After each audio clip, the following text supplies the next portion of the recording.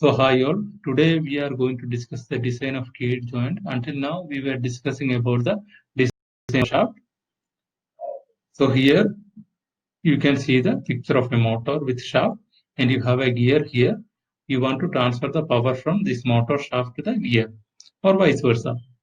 So you need to connect the gear to the motor shaft. So while transferring the power, in order to prevent the relative rotation between the shaft and the gear, we need to use some retention devices. So key is one of the retention devices which can be used to prevent the relative rotation. So here you have a shaft and this you can call it as a hub. Suppose I want to transfer the power from this shaft to the hub. So I can use a key. So in order to fix the key, we need to cut the keyway onto the shaft as well as onto the hub so that you can place the key at the interface of the shaft and the hub through this keyway. And if you look at the motor available in the market, you will see that the keyway will be cut onto the motor so that you are able to place the key and you can transfer the power from the motor shaft to the pulley or gear. So now look at the function of the key. Key connects the shaft to a hub with no relative rotation movement between them. And when you look at the stresses which is experienced by the key, it's subjected to shearing stress and compressive stresses. And key is inserted at the interface along axial direction through keyways cut on the hub and the shaft. So now look at the definition of the key. Key is a machine member employed at the interface of a pair of mating male and female circular cross-section members to prevent relative angular motion between them. Here you can see the shaft and you have a hub here and you have a key here.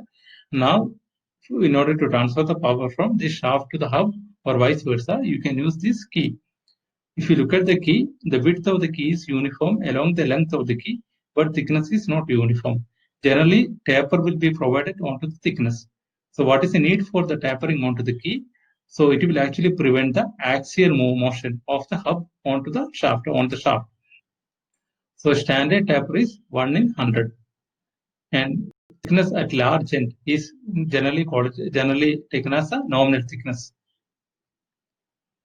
Now we are going to discuss the different types of key. The first one is square keys. Square key have a square cross section. That means the width of the key will be equal to the nominal thickness. And here you have a shaft and you have a hub here. Or when you are connecting a square key, 50% of the key will be inside the shaft and the remaining 50% will be inside the hub. And generally, the square key have the dimension width and thickness will be equal to d by 4, where d is the diameter of the shaft.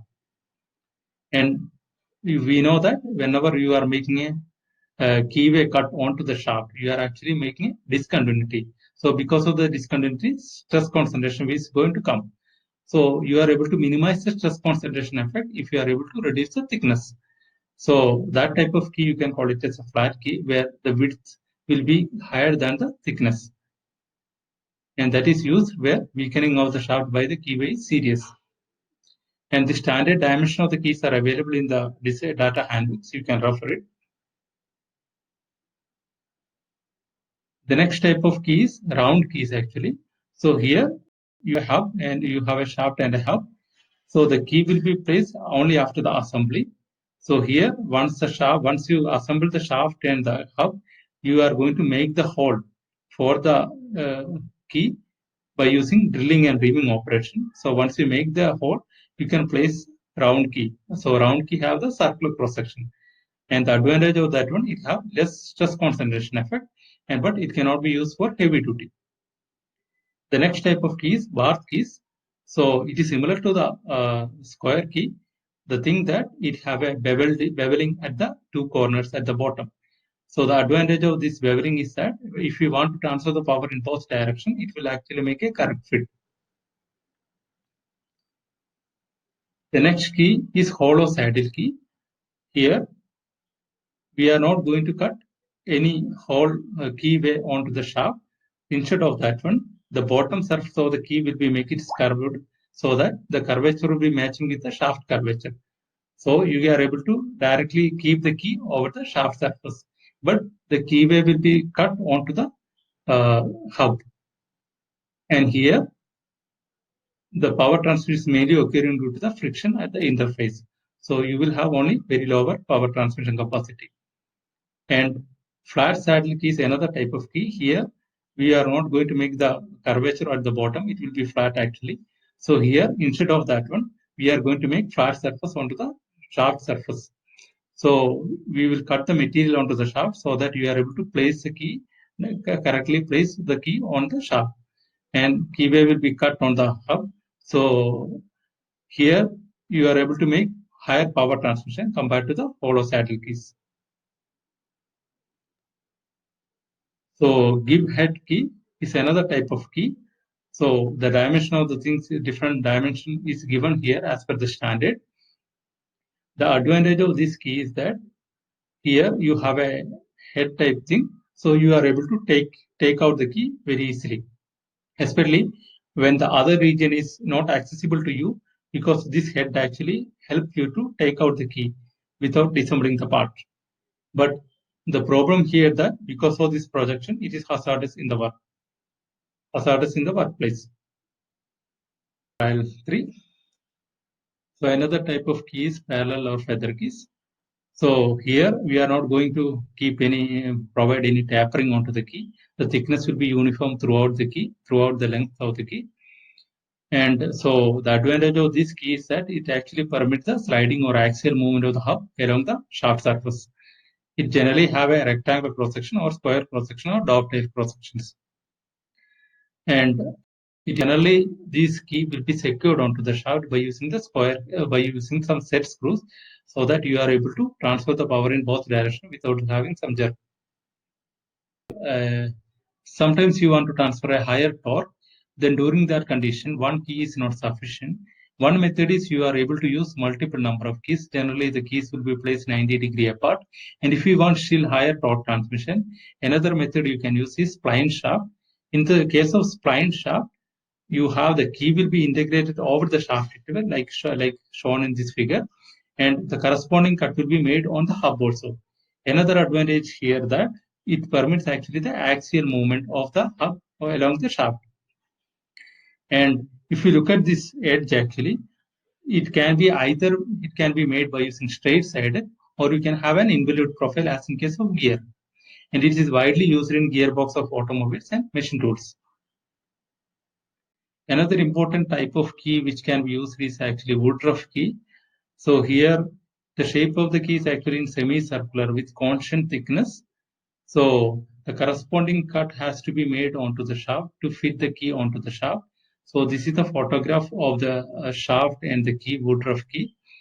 So here, so this type of key is generally used. If you look at this figure, actually, you have a step here, and if you want to fix the hub on here, then you have to cut the keyway from here.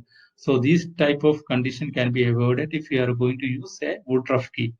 So what the disadvantage of this key is that because of keeping the key inside the shaft, you need to make a larger cut, and that will actually create higher stress concentration. And it is used in feed gearbox of lathe machine. So now we are going to analyze the stresses on the key. Here we are considering a square or flat key. So we have a shaft here and we have a key here. So while transferring the torque, it's experiencing a horizontal force F from the hub, that is represented F here, and it's experiencing another horizontal force F from the shaft. And if you look at here, this force is actually acting at the area which is actually contact with the hub region, that is actually represented by AB here. And here also, this force experienced from the shaft is actually acting at an area which is in contact with the shaft, and that is represented by ED.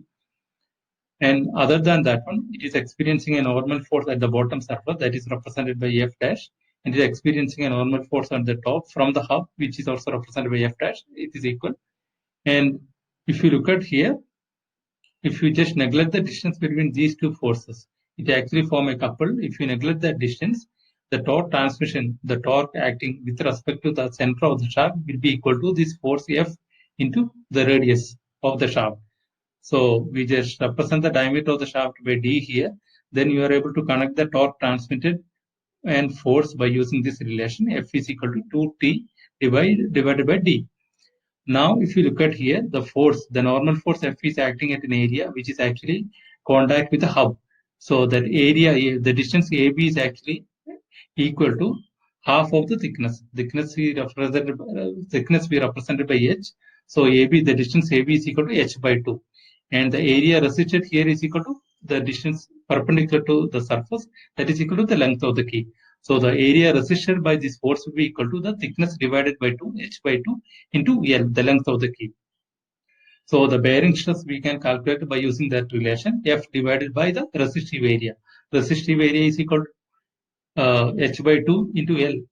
So crushing stress or bearing stress we can calculate it by F divided by LH by 2. So it is equal to 2F by LH. So other than the crushing stress, it's experiencing a shearing stress. So if you look at the shearing area is actually connected by using the width of the key and the length of the key. So area resist the shearing process is W into L. So if you then you are able to calculate the average shearing stress will be equal to force divided by the area. Area will be equal to LW. So when we are designing, actually the ideal key should be equally strong in crushing and L3. So remember that we are not giving a very high factor of safety for the key, because during the power transmission, somehow if there is an overload condition, the key has to fail in order to protect the shaft and gear and or pulley. So key can be act as a mechanical fuse in terms of an overload protection. And if you look at the data book, you will see the standard dimension for the shaft, which you are able to take for designing the key. Thank you.